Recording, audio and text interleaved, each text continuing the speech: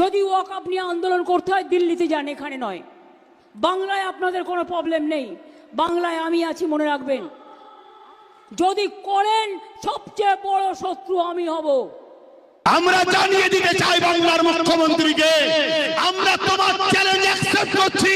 হতে পারে তোমার কাছে প্রশাসন, হতে পারে তোমার কাছে রাজপাবার, আমরা মসজিদের জন্য লড়বো, মাদ্রাসার জন্য কথা বলবো, কবরস্থানের জন্য কথা বলবো, আমার দিনের জন্য কথা বলবো।